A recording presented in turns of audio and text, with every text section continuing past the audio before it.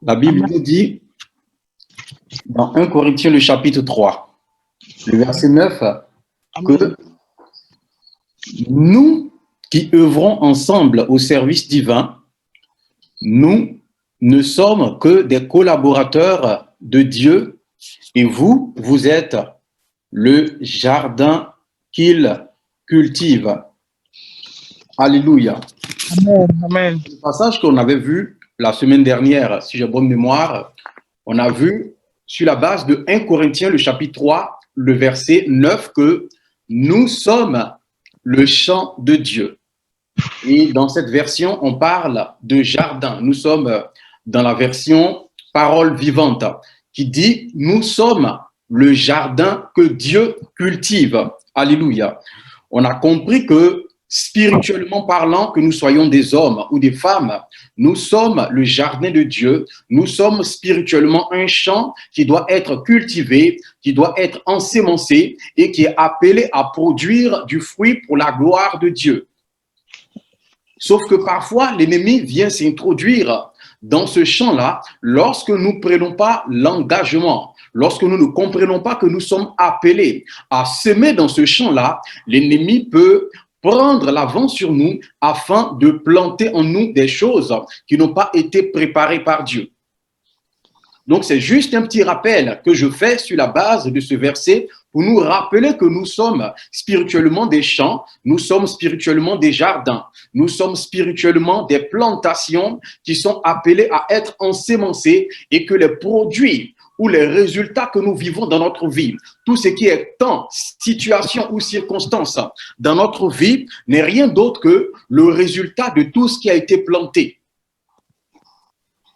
Aujourd'hui, nous allons continuer dans cette même lancée, dans cette même pensée, dans cette même révélation du Seigneur qui nous fait comprendre que nous sommes le champ de Dieu. Et nous avions vu aussi, selon Genèse, le chapitre 2, le verset 15, la confirmation de cette pensée-là. Et dans Genèse, le chapitre 2, le verset 15, la Bible nous dit, le Seigneur Dieu prit l'homme et l'établit dans le jardin d'Éden pour le cultiver et le garder. En évoluant, on avait compris que nous sommes non seulement des jardins, nous sommes non seulement des champs, nous sommes non seulement des plantations spirituelles, mais Dieu nous a donné une responsabilité, Dieu nous a donné un rôle à jouer, Dieu nous a donné une charge. Lorsque le Seigneur nous a envoyés sur terre, son but, sa pensée n'était pas de faire de nous des robots qu'il allait juste manipuler, il n'a pas penser dans son esprit, emmener des hommes et des femmes sur terre qui allaient être juste des marionnettes qu'il allait manipuler à sa guise. Mais le Seigneur nous a donné le pouvoir de décision. C'est ce qu'a appelé généralement le libre arbitre. On a vu que ce jardin-là, que nous sommes, ce champ que nous sommes, est appelé à être cultivé et à être gardé. À être cultivé par qui? Pas par Dieu, mais par nous. Et on avait vu le mot cultiver. On avait compris la profondeur de la pensée de Dieu lorsque le Seigneur nous demande de cultiver. Alléluia. Aujourd'hui, nous allons partir dans le sens de garder. Nous allons partir dans le sens du mot garder. Pourquoi est-ce que le Seigneur nous demande non seulement de cultiver, mais aussi de garder? Parce que le Seigneur sait que lorsqu'une plantation est ensémencée, même si la terre elle est bonne, même si la sémence est bonne et que le champ n'est pas gardé, si le champ n'est pas protégé, la moisson peut ne pas être sûre. La récolte peut ne pas être atteinte. Le résultat qu'on cherche peut ne pas être obtenu. Donc, la véracité de la moisson ne dépend pas seulement de la qualité de la terre, non. Ça ne dépend pas seulement de la qualité de la sémence, mais ça dépend aussi de comment est organisée la sécurité de ce champ, comment est organisée la protection de ce champ, comment est-ce que ce champ est surveillé, comment est-ce que ce champ est gardé, comment est-ce que ce champ est protégé. Énormément d'enfants de Dieu ont réalisé qu'ils sont des champs de Dieu, dans lequel on doit semer la parole, on doit semer les promesses de Dieu, on doit semer les prophéties. Ils prient, ils jeûnent, ils déclarent des paroles prophétiques, ils libèrent des confessions, ils disent ce que le Seigneur leur demande de dire, ils récitent des prières puissantes, des prières de combat, des prières de délivrance et de libération, des prières de changement. Mais lorsqu'ils regardent leur vie, ce qui a été prévu comme récolte n'est pas atteint. La question qu'on doit se poser, nous avons cultivé, oui. Nous avons semé, oui. Nous avons planté dans le champ de notre vie, oui. Mais est-ce que nous avons gardé? Parce qu'ici, ce que le Seigneur demande, il ne nous demande pas de nous arrêter à cultiver seulement. Mais il nous demande, après avoir cultivé, il faudra aussi le garder. Vous savez, Dieu ne demande jamais rien pour rien.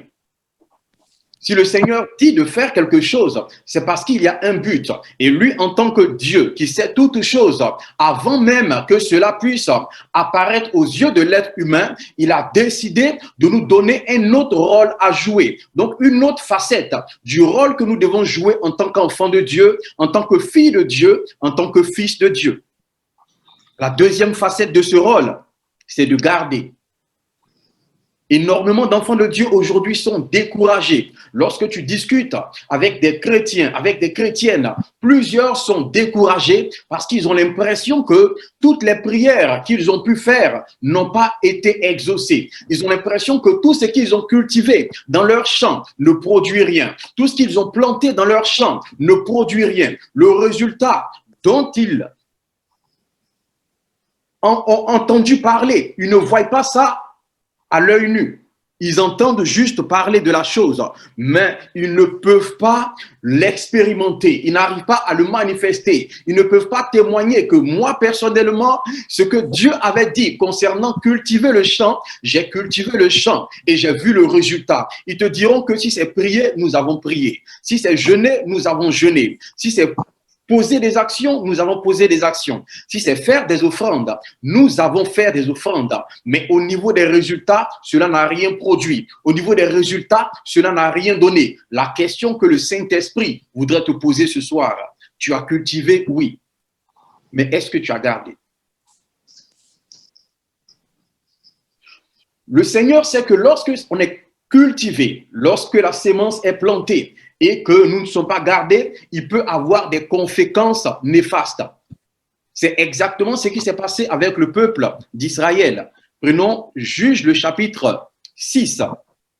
Par exemple, Juge le chapitre 6 du verset 6, pardon.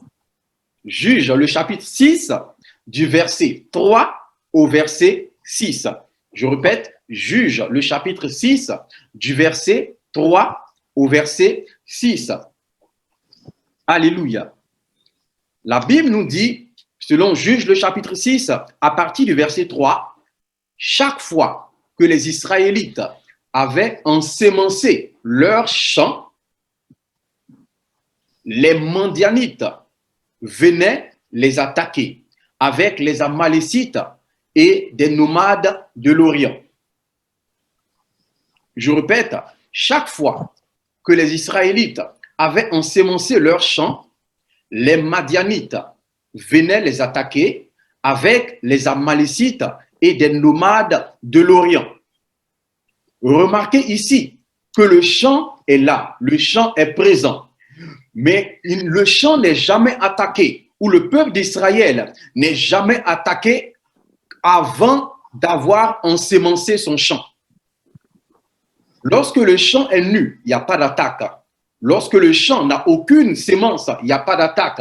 Lorsque le champ n'a reçu aucune graine, il n'y a pas d'attaque. Mais lorsque les champs sont ensémencés, c'est là où les Madianites, les Amalécites et les nomades de l'Orient se lèvent maintenant pour venir attaquer. Peut-être que à l'heure actuelle, pendant que tu écoutes le son de ma voix, tu te dis, avant que je commence à ensémencer ma vie, avant que je commence à marcher avec Jésus-Christ, j'avais une vie paisible. Avant que je commence à prier, à déclarer les paroles de Dieu sur ma vie, j'avais une vie tranquille. Mais depuis que j'ai commencé à ensemencer mon champ, depuis que j'ai commencé à prier, depuis que j'ai commencé à marcher à la suite du Seigneur Jésus-Christ, depuis que j'ai accepté de donner ma vie à Jésus, de l'accepter comme Seigneur et Sauveur personnel de ma vie, c'est là où mes problèmes ont commencé. Sache que tu n'es pas la première personne avec qui cela a commencé. Le peuple d'Israël a vécu la même chose. Et la Bible nous dit, à chaque fois que les Israélites avaient sémé, c'est là où les problèmes commençaient. Quand ils ne s'aimaient pas, rien n'arrivait. Mais lorsqu'ils se mettaient à s'aimer, c'est là où les ennemis se levaient contre eux. Alléluia. Ils ont planté dans leur champ, ils ont mis la graine, ils ont mis la sémence. Mais c'est justement dès qu'ils font cela que c'est un peu comme si dans l'atmosphère, il y a un déclenchement, un peu comme s'il y a une sirène qui sonne, qui attire les ennemis pour venir s'attaquer à eux. Le verset 4 nous dit, lorsqu'ils arrivent, ils campent sur leur terre et détruisent les produits du sol jusqu'à proximité de Gaza. Ils ne laissent rien à manger aux Israélites. Ils ne leur laissent ni mouton, ni bœuf, ni âne. Ils campent sur leur terre et nous savons que le champ se base sur la terre. Le champ est supporté par la terre. Ils campent sur leur terre, ils détruisent les produits de leur sol, donc les produits du champ. Ils ne laissent rien à manger aux Israélites et ils ne leur laissent même pas de moutons, ni de bœuf, ni d'âne. C'est-à-dire que tout leur patrimoine est dévasté. Tout leur patrimoine est détruit. Lorsque l'ennemi arrive, la Bible nous dit qu'il vient pour voler, égorger et tout détruire. Lorsqu'il vient dans le champ de ta vie, quand il vient dans le jardin de ta vie, le but c'est de détruire tout ce qui a été planté par Dieu en toi, tout ce qui a été sémé par Dieu en toi, tout ce que toi-même tu as pu s'aimer, tout ce qui a été déclaration prophétique des hommes de Dieu, des femmes de Dieu, les prières qui ont été élevées à Dieu en ta faveur, c'est cela qu'ils viennent justement attaquer. Et le verset 6 va nous donner le résultat de toutes ces choses. La Bible nous dit au verset 6, ainsi les Israélites furent plongés dans une telle misère par les Madianites qu'ils appelèrent le Seigneur à leur secours. Donc le peuple de Dieu, après avoir été dévoré, après avoir été attaqué, après que leur production, les productions de leurs champs aient été dévastées, c'est là qu'ils élèvent la voix pour prier à Dieu. Ils élèvent la voix pour demander le secours du Seigneur.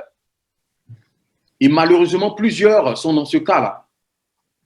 Le Seigneur a dit, je t'ai planté dans ce jardin, dans ce champ, afin que tu puisses non seulement le cultiver, mais le garder. Le peuple d'Israël a planté, a sémé sans garder. Ils attendent que l'ennemi vienne dévaster. Et lorsque tout est dévasté, c'est là où le peuple maintenant va élever la voix vers Dieu. Peuple de Dieu, la pensée du Seigneur pour toi, ce n'est pas de fonctionner de cette manière. Ce n'est pas d'attendre que l'ennemi vienne d'abord dévorer tes semences, vienne dévorer tes plantes, vienne dévorer tout ce que le Seigneur a mis en toi, vienne dévorer toutes les grâces que le Seigneur t'a connectées, le Seigneur t'a donné. Ce n'est pas le moment d'attendre que tout cela soit arraché avant de venir vers le Seigneur.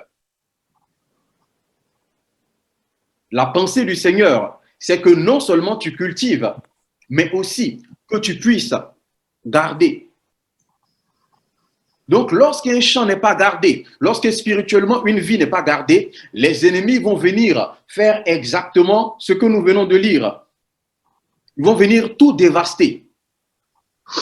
Et comme on le sait, il y a des grâces, des bénédictions. La Bible nous dit que les dons de Dieu sont irrévocables. Ça veut dire qu'il y a des choses que le Seigneur pourra te donner. Il y a des choses qui seront plantées en toi, ensémencées en toi, que le diable ne pourra jamais voler. Il ne pourra jamais arracher. Il ne pourra jamais détruire. Mais comme il est le malin, il trouvera une solution. Il trouvera forcément un moyen afin de te freiner, afin de te ralentir, afin de t'empêcher d'entrer dans l'accomplissement des promesses pleines de Dieu. Et le Seigneur en parlait dans Matthieu le chapitre 13. Prenons Matthieu le chapitre 13, versets 24 à 26. Nous allons voir une explication que le Seigneur donne. La Bible nous dit dans Matthieu le chapitre 13, versets 24 à 26, Jésus utilise pour eux une autre comparaison. Quelle était la comparaison? Le royaume des cieux ressemble à ceci. Donc le Seigneur, prenant la parole, va expliquer un peu à quoi le royaume des cieux ressemble. Comment est-ce que le monde spirituel fonctionne? Comment est-ce que les choses célestes se passent? Comment est-ce que lorsque nos yeux physiques sont ouverts, certaines choses que nous ne voyons pas, ces choses-là se passent. C'est pas parce que nos yeux ne voient pas quelque chose que ça ne se passe pas. Il y a des choses qui se passent dans le royaume céleste. Il y a des choses qui se passent dans le royaume des cieux. Il y a des choses qui se passent dans le royaume de l'esprit. Et comme plusieurs ne comprenaient pas, le Seigneur va utiliser une parabole pour leur expliquer comment se passent les choses dans le monde de l'esprit, dans le royaume des cieux, dans le monde surnaturel. Il dit, un homme a semé du bon grain dans son jardin. Et le verset 25 nous dit, une nuit, pendant que tout le monde dort, son ennemi arrive. Il sème de la mauvaise herbe au milieu du bon grain et s'en va. Donc nous avons vu clairement que le Seigneur nous fait comprendre et confirme encore que spirituellement nous sommes un champ. Nous sommes un champ dans lequel nous plantons, dans lequel le Seigneur plante, dans lequel des hommes de Dieu, des personnes, des frères et sœurs viennent aussi planter la bonne sémence de Dieu, les promesses du Seigneur, les prophéties de Dieu. Mais la Bible nous dit ici dans Matthieu le chapitre 13, le verset 25, que pendant la nuit, alors que les gens sont en train de dormir, il y a un ennemi qui arrive et il vient planter une mauvaise herbe. Il vient planter une mauvaise herbe au milieu des bons grains et il s'en va. Pendant que les gens dorment. Donc, il y a des bénédictions, le diable ne peut pas les détruire. Et quand il ne peut pas détruire, il va s'arranger pour planter une mauvaise graine. Il va s'arranger pour planter de l'ivraie. Il va s'arranger pour planter de la pourriture, afin de pervertir ce que le Seigneur t'a donné, qui ne peut pas arracher, afin de pervertir et polluer les dons que le Seigneur t'a fait et qui n'a pas eu la capacité d'arracher. C'est ainsi que tu peux avoir des ouvertures. Le Seigneur te donne la grâce d'avoir beaucoup d'argent. Et tu te rends compte que tu as beaucoup d'argent, mais aussi avec beaucoup de maladies incurables. C'est ainsi que plusieurs arrivent à avoir du travail, à un certain poste, avec un bon salaire, mais malheureusement, suivi de persécution, suivi d'harcèlement, où tu travailles sous pression, tu travailles de manière stressée, tu travailles sans pouvoir te concentrer, tu travailles, mais alors que tu es en train de travailler, tu sais pertinemment dans ton cœur que la paix n'est pas là, la tranquillité n'est pas là. C'est que le Seigneur t'a donné du travail effectivement, mais malheureusement, l'ennemi est venu planter la pression, il est venu planter le harcèlement, il est venu planter la persécution. L'ennemi est venu planter et il est parti. À quel moment? Pendant que les gens dormaient. Qu'est-ce qui s'est passé? Est-ce que le champ a été ensémencé? Oui. Est-ce que le champ a été cultivé? Oui, il a été cultivé. Mais ceux qui étaient chargés de garder le champ n'ont pas fait leur travail. La Bible nous dit qu'ils dormaient. Quand Dieu nous demande de garder un champ, il nous demande tout simplement d'être des gardiens. Nous savons que le gardien, sur le lieu de son travail, n'a pas le droit de dormir. Et quand le Seigneur t'a établi pour garder, sache qu'il t'a établi comme gardien. Tu n'as pas le droit de dormir dans un certain niveau.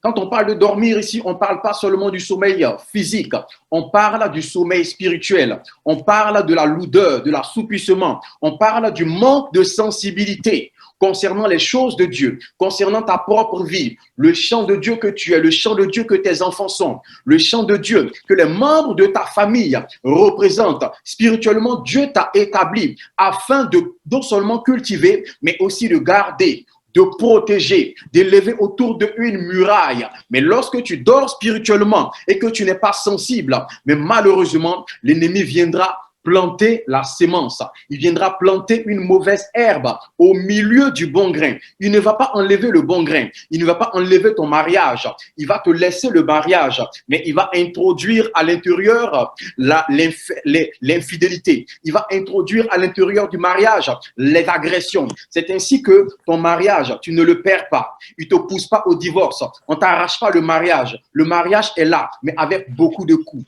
avec beaucoup d'injures, avec beaucoup d'insultes, avec beaucoup d'infidélité.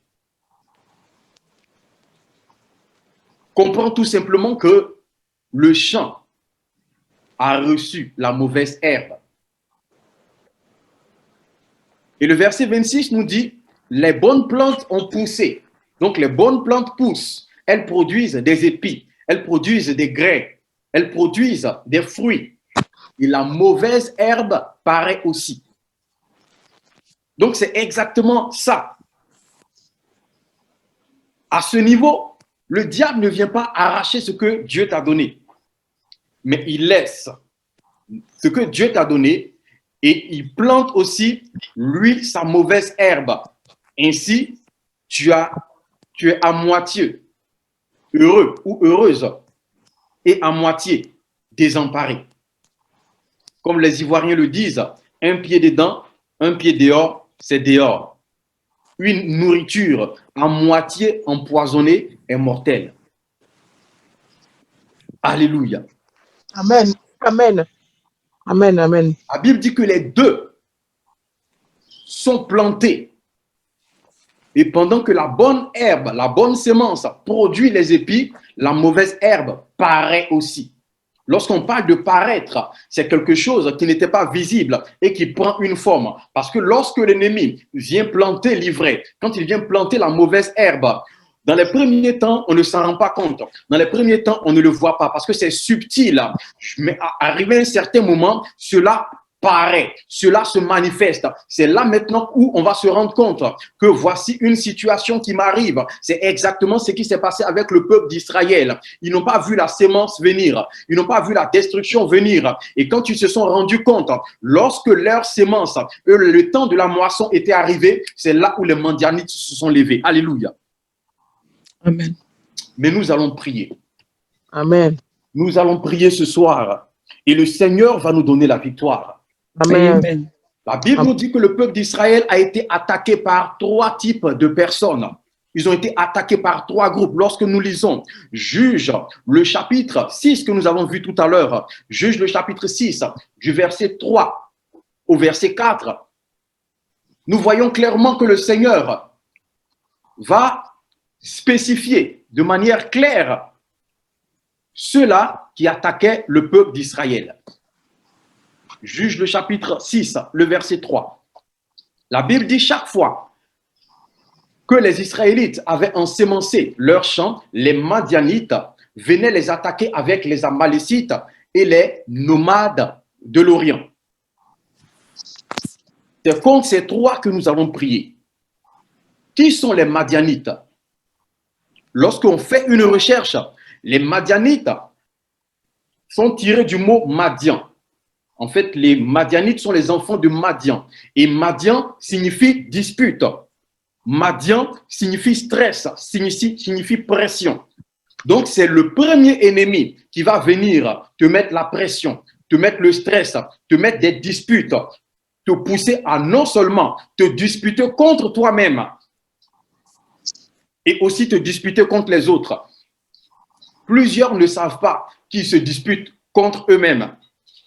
Si tu arrives à passer des temps où tu n'as pas la paix du cœur, tu as l'impression d'être confus ou confuse, sache que Madian est entré. Sache que les Madianites sont entrés. Nous allons prier et ordonner que tout ce qui est esprit de Madianite, que tout ce qui est Madian, tout ce qui est dispute, tout ce qui est stress, tout ce qui est pression, quel que soit ton niveau, quel que soit le domaine dans lequel tu es concerné, que ce soit spirituellement, maritalement, au niveau conjugal, au niveau professionnel, à tous les niveaux où tu rencontres un certain type de pression, une certaine oppression, tu sens que tu n'es pas à l'aise, tu sens une confusion, tu te sens bizarre, sache que les Madianites sont entrés dans ton champ. Les Madianites sont en train de t'attaquer et nous allons prier. Tu vas prier concernant ta vie. Tu vas ordonner à tout ce qui est esprit de Madianite, tout ce qui est esprit de stress, tout ce qui est pression, tout ce qui est vent qui a été soufflé contre toi pour te déstabiliser. Tu vas prier afin de les chasser au nom de Jésus, afin de les déraciner et de les jeter dans les lieux arides. Au nom de Jésus, commençons à prier. Vous pouvez ouvrir vos micros et nous prions au nom de Jésus. Seigneur Dieu, nous prions maintenant et nous détruisons toute œuvre de Madianite dans nos vies. Nous détruisons. Seigneur, dans le nom de Jésus, je viens maintenant par ta puissance, Seigneur. Détruis, Seigneur, tout esprit de Madianite. Nous a appelé à avoir la paix. Dans nous ma a appelé, vie, Seigneur, à vivre de chaque en membre de ma harmonie famille, dans la avec vie de l'Église, dans la vie en de toutes ces harmonie, personnes Seigneur, qui sont envers nos connectées. connaissances, Seigneur, nous envers nos venons frères, envers nos consumer, sœurs. nous venons Tu as dit consumer toi-même, maintenant, aime-toi ô Dieu de gloire, Non, Seigneur, je demande et aime ton Seigneur, prochain toutes ces choses comme qui sont toi-même, levées. Seigneur. Si nous n'arrivons pas à nous aimer nous-mêmes, si nous avons des disputes intérieures, Seigneur, ces à disputes, nous Seigneur, tous ceux qui culpabiliser, envoient Seigneur, même les nous disputes, ne Seigneur, pourrons dans pas nos vies, nous venons communiquer cet amour-là que tu as consumer, prévu, Seigneur, consumer, pour tes consumer, enfants. consumer, Au nom de Jésus, nous chassons, Seigneur, tout esprit madianite, tout esprit Seigneur, je viens madianite, chasser, je au viens nom de lier. Tu as dit que Jésus, tout ce que je vais tout lier esprit sur la terre sera madianite, lié dans les au cieux. nom de Je viens Jésus, lier toute tout esprit de puissance de Madianite stress, dans nos vies. toute Je puissance viens lier de tout pression esprit de qui attaque mon Madianite dans frère, nos qui vies. attaque ma Et je soeur l'envoie dans dans les son lieu de lieux arides. travail, Je dans l'envoie son dans les lieu lieux d'école, arides. dans son Seigneur, lieu je de viens prier formation, afin que dans cet sa maison, esprit lâche sur son nos vies, lit, dans lâche sa nos vies, famille, à lâche tous nos les vies, niveaux. lâche Je nos vies, chasse au à nom tous de les Jésus. domaines Je de nos chasse vies. toutes ces Je viens puissances de chasser cet Madianite esprit de au Madianite. nom de Je viens Jésus. Je chasser chasse cet toutes ces esprit de puissances Madianite de discipline maintenant. au nom de Il n'a Jésus. plus Je le chasse toutes droit ces d'être dans pressions, nos vies. toutes ces Il n'a pressions plus au le nom droit de d'être Jésus. dans notre Toute famille. pression, Il n'a quelle plus que le soit droit d'être l'origine, dans, quelle que dans soit la chaque source, membre de nos quelle que familles. soit la cause, Seigneur, je chasse ces le pressions lier. au nom de Seigneur, je Jésus. viens le Je lier chasse ces maintenant pressions au nom au de nom Jésus. puissant de Et je Jésus. Tout l'envoie dans les esprit lieux qui arides. manipule les émotions, Maintenant. qui Oh, manipule les humeurs. Tantôt, les gens sont Seigneur, énervés, tous ces tantôt, esprits ils sont qui contents, manipulent tantôt, notre ils vie, sont en qui colère. Ils ne savent pas manipulent ce qui se passe, alors notre que comportement, leurs notre émotions caractère, sont même notre manipulées. personnalité. Leurs Nous les émotions sont chassons ce soir. manipulées par Nous les Madian, chassons ce sont soir. manipulées par les Nous les Madianites. chassons ce Au soir. nom de Jésus, Nous les toi qui chassons ce soir. manipulais toute émotion, toute pensée, Marakasata. toute Oui, conscience Seigneur, de mon tous frère, ces de ma esprits qui sœur, je manipulent t'ordonne, notre au vie, qui nom de Jésus, manipulent notre prends tes caractère, œuvres notre et pars. personnalité, Prends tes qui œuvres et pars. n'ont Prends plus tes le œuvres et droit pars. de Au nom rester de Jésus, dans chaque prends membre tes de nos œuvres et familles, pars. Au dans nom ces de Jésus, personnes qui sont prenez autour de vos nous. Nous les œuvres et chassons au partez nom de Jésus. maintenant. Prenez vos Nous les œuvres et chassons au partez nom de Jésus. maintenant. Au nom Nous de les Jésus. chassons au Au nom de nom de Jésus. Jésus, libérez les vies maintenant. Libérez les vies maintenant. Libérez les vies maintenant. Libérez les vies maintenant. Au nom puissant de Jésus. Merci Seigneur, parce que tu le fais. Nous avons la victoire sur les disputes, sur les pressions, sur Oui, les Seigneur, palpitations de maintenant nous cœur, les sur les chassons au nom de palpitations de Jésus. cœur. Au nom de Jésus, pendant que nous sommes en train de prier, le Seigneur me dit qu'il y a quelqu'un qui est victime d'une attaque au niveau de son cœur. Tu sens souvent des palpitations, tu sens souvent comme des vertiges, tu sens souvent comme des pressions au niveau de ta poitrine et ça te pousse à t'asseoir, à vouloir t'asseoir. Lorsque tu fournis un certain nombre d'efforts, tu es essoufflé, tu te sens étouffé. C'est la pression de Madian qui est entrée et je le chasse maintenant au nom de Jésus. Je l'arrête maintenant au nom de Jésus. Je l'arrête maintenant au nom de Jésus. Amen. Après Madian, la Bible nous parle des Amalécites. Et les Amalécites sont les descendants d'Amalek. Et lorsque vous regardez la définition étymologique du mot Amalek, Amalek veut dire guerrier. Ça, c'est le premier. Et Amalek veut dire peuple qui lappe. Oui, vous avez bien entendu, lapper. J'ai vu ça, ça m'a fait sourire. J'ai dit, mais c'est quoi ça? Et le Saint-Esprit va ouvrir mon esprit pour me faire comprendre comment est-ce que cet esprit-là fonctionne. Vous savez, lorsqu'on prend une sucette et qu'on commence à la laper, qu'on lappe une fois, en fait, on ne voit pas de changement. On ne voit pas de changement, mais au fur et à mesure, la sucette ne se rend pas compte. La sucette, elle ne se rend pas compte qu'elle est en train de dépérir. Elle dépérit, elle dépérit, elle dépérit, elle ne se rend pas compte. Amalek veut dire guerrier et qui lappe. Donc, il te fait la guerre, mais il ne vient pas physiquement. Il ne vient pas de manière ouverte. Il vient de manière subtile. Tu t'en rends pas compte. Et ça me fait penser un peu à la souris musaraigne. Lorsque la souris musaraigne vient te croquer, il y a une qui te souffle à cet endroit-là et il y a une autre qui est en train de te mordre, qui est en train de manger ta peau, qui est en train de te dévorer. C'est vrai, c'est vrai. Et chose bizarre, lorsque la souris musaraigne est en train de te dévorer, ça te fait du bien. En fait, tu sens le souffle, ça te fait du bien, tu es à l'aise. Et pendant ce temps, tu es encore plongé dans le sommeil. Tu sens un vent frais, doux et léger qui te souffle pendant que ta peau est en train de partir. C'est exactement le même fonctionnement que l'esprit amalécite. Il attaque ta vie spirituelle, tu ne t'en rends pas compte. Au fur et à mesure, lentement mais sûrement, subtilement, ta vie de prière s'arrête. Tu n'as plus envie de prier, tu n'as plus envie de jeûner, tu ne sais pas pourquoi, tu n'aimes plus lire la Bible. La Bible te donne la paresse, la Bible te fatigue. Lorsque tu écoutes une prédication, tu commences à t'ennuyer. Tu ne sais pas pourquoi. Comprends que Amalek est rentré. Nous allons prier contre l'esprit amalécite. Nous allons prier contre Amalek. Nous allons prier pour nous lever contre tout démon guerrier, tout esprit guerrier, tout esprit impur qui nous fait la guerre en nous lapant, qui nous fait la guerre de manière subtile, qui nous fait la guerre en nous soufflant, en nous donnant l'impression qu'il nous fait du bien, en nous donnant l'impression qu'il est en train de nous rendre service. L'esprit amalécite peut passer par des êtres humains, peut passer même par l'atmosphère, par des temps, par des circonstances, par plusieurs choses, tout simplement pour te dévorer. Tu vas prier par rapport à ta vie. Tu connais ta vie et tu connais tous les niveaux dans lesquels tu sais pertinemment que ça, ce qui est en train de se passer, je viens de comprendre que c'est l'esprit amalécite. Tu vas te lever contre l'esprit amalécite, le chasser au nom de Jésus. Commence à prier. Au nom puissant de Jésus. Seigneur, oui, Seigneur, ce soir, je me lève et je viens détruire, Seigneur. Je prie pour la vie de ma soeur. Seigneur, toute semence, Seigneur, de cet esprit amalécite dans ma vie, tout ce que l'esprit amalécite a laissé dans ma vie, qui influence ma vie, Seigneur, je viens consumer maintenant. Je viens consumer maintenant. Je viens consumer maintenant tout ce que l'esprit amalécite a fait dans ma vie. Ils ont pu relâcher dans ma vie. Tout ce qu'ils ont pu relâcher maintenant. Tout esprit qui vient subtilement voler, Seigneur Dieu, la vie de tes enfants, leur vie spirituelle, leur vie Seigneur, je viens chasser maintenant. Seigneur, je viens chasser maintenant. Leur vie, je viens chasser maintenant. Seigneur Dieu, tout ce que l'ennemi a pu faire, tout ce que l'esprit amalécite, Seigneur, a pu mettre dans ma vie. Au nom de Jésus, j'arrête l'influence d'Amalécite dans ta vie. J'arrête l'influence d'Amalek dans ta vie.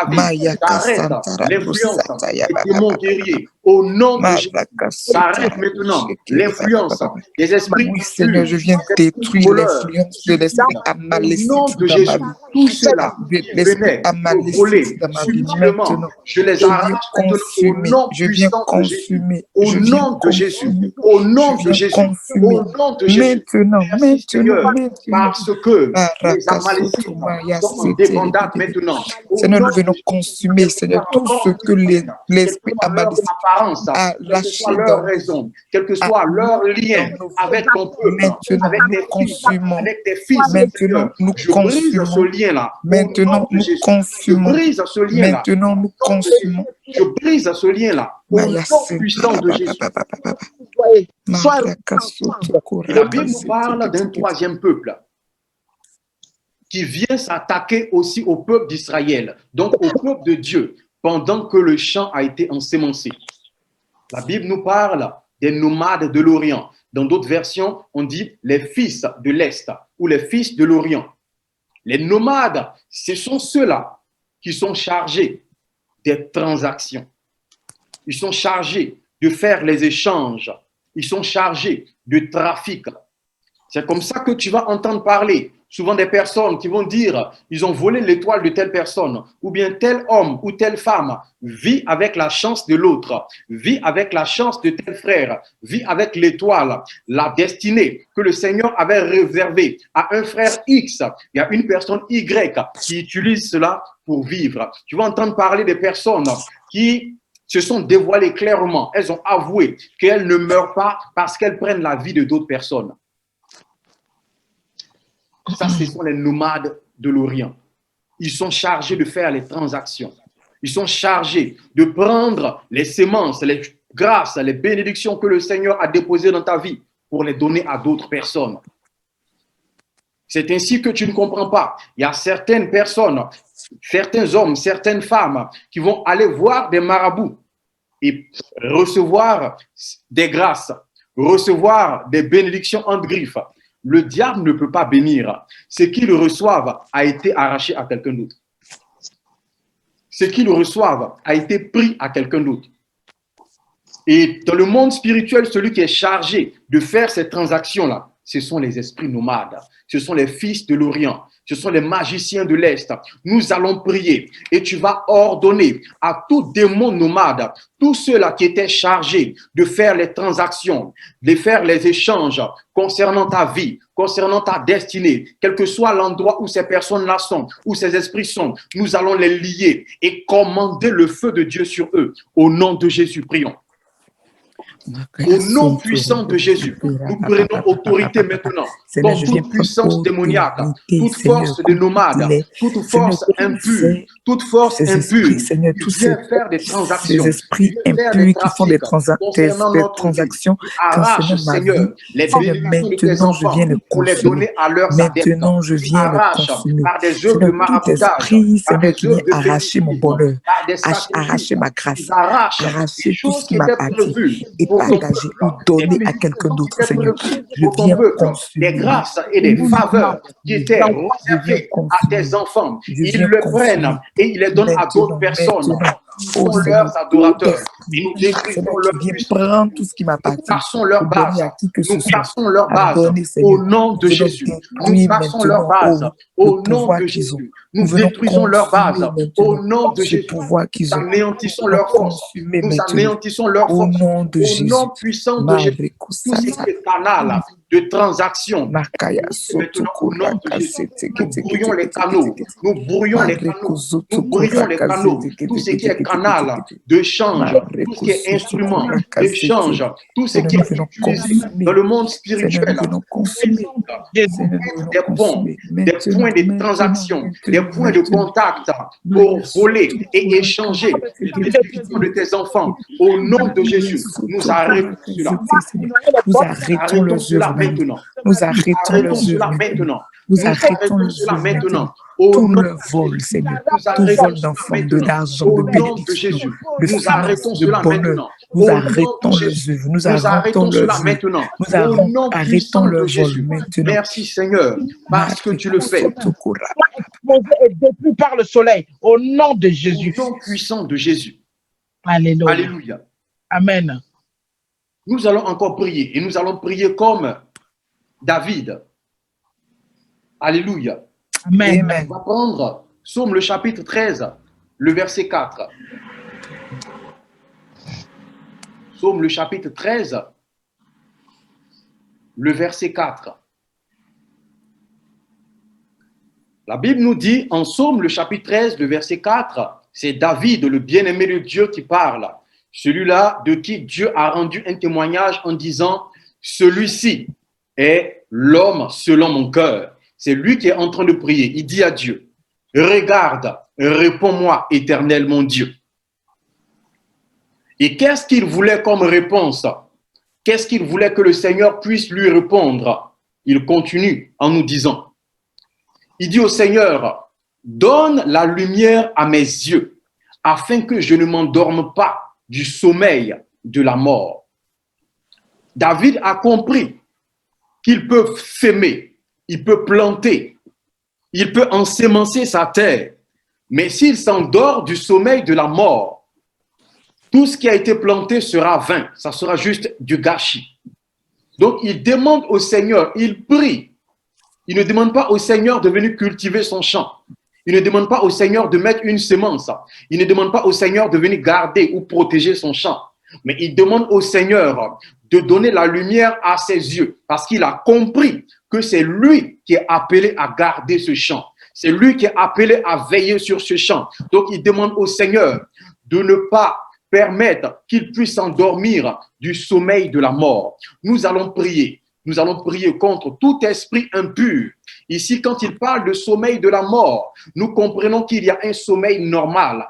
Il y a le sommeil de la vie. Tous les êtres humains qui vivent ont une manière de dormir. Alléluia. Parce que le sommeil fait du bien au corps. Le sommeil est réparateur. Mais quand il parle de sommeil de la mort, c'est un sommeil qui fait que tu n'es pas conscient des choses spirituelles. Tu n'as aucune sensibilité. Et quand tu t'endors dans ce genre de sommeil, c'est là où l'ennemi vient planter l'ivraie et la mauvaise graine, la mauvaise herbe dans ton champ. Nous allons prier contre tout esprit de lourdeur, tout esprit d'assoupissement, tout esprit qui t'empêche de prier, tout esprit qui t'empêche de veiller, tout esprit qui t'empêche de te lever dans l'intercession, de te lever comme une sentinelle, de te lever comme un gardien pour ta vie, pour ta maison, pour tes enfants, pour les membres de ta famille, tout ce qui t'empêche de rester éveillé comme un gardien pour garder ces champs-là, nous allons les chasser au nom puissant de Jésus. Commençons à prier. Au nom de Jésus de Nazareth, au nom de Jésus, je viens maintenant chasser dans ma vie maintenant tout esprit de car nous n'avons pas reçu tout esprit d'assoupissement maintenant dans ma maison, dans ma vie, au nom de sagesse, au nom de Jésus, nous chassons maintenant tout esprit qui a été mis tout esprit de prier, qui attaque la vie de tes enfants, la flemme, qui attaque la vie de tes filles, la vie de tes fils, ma vie de prière, qui attaque ma vie de jeûne, qui attaque ma vie de méditation, leur vie de communion avec toi, je me lève et je consume tout ce qui les empêche de se réveiller spirituellement, tout ce qui les empêche d'être aiguisés spirituellement, tout ce qui les empêche d'être sensibles à la voix et savoir ce qui se passe. Nous allons chasser cela au nom de Jésus. Oui, Seigneur, je chasse tout esprit de l'odeur maintenant. Ne vous laissez pas apaisantir par le trop manger et le trop boire, par l'excès de la nourriture et l'excès de la boisson, Seigneur Dieu. Nous refusons de nous laisser apaisantir. Tout ce qui apaisantissait ton peuple, je les chasse maintenant au nom de Jésus. Peuple de Dieu, alors que je prie, le Seigneur Dieu envoie un vent pour chasser maintenant tout esprit d'assoupissement de ta vie au nom de Jésus. Tout esprit de lourdeur au nom de Jésus. Tout esprit d'assoupissement, d'apaisantissement au nom de Jésus. Il te lâche maintenant. Il te lâche maintenant. Il te lâche maintenant. Il quitte ta vie. Il quitte ton âme. Il quitte ton corps. Il quitte ta maison. Il quitte ta famille. Au nom de Jésus. L'assouplissement part. L'assouplissement part. L'assouplissement part. Au nom de Jésus. L'assouplissement part. Au nom de Jésus. L'assouplissement part. Au nom de Jésus. Tout ce qui est paresse spirituelle, libadage, et part maintenant. Et part maintenant. Et part maintenant. Et part maintenant. Au nom de Jésus. Tout pouvoir de dépression. Alléluia. Au nom de Jésus. Alléluia. Amen. Il dit que je ne m'endorme pas du sommeil de la mort. Et qu'est-ce qui est la clé qui fera qu'il ne va pas s'endormir du sommeil de la mort? Il dit, donne-moi la lumière dans mes yeux. Donne la lumière à mes yeux. Parce qu'il a compris qu'il faut être éveillé spirituellement. Tu vas prier pour demander au Seigneur une sensibilité spirituelle, que tu sois sensible spirituellement, que tu puisses savoir ce qui se passe dans ta vie au niveau spirituel, que tu puisses savoir ce qui se passe dans la vie de tes enfants, dans la vie de tes frères, tes sœurs, ton époux, ton épouse, tes connaissances, tes proches. Tu vas demander au Seigneur, tu vas dire, Seigneur, donne de la lumière à mes yeux, afin que je puisse voir, que je puisse être conscient de tout ce qui m'entoure, que je puisse être sensible afin de pouvoir protéger et garder le jardin que tu m'as confié. Au nom de Jésus, commençons à prier. Oh Seigneur Dieu, je prie Seigneur pour la sensibilité. Je prie pour la sensibilité spirituelle.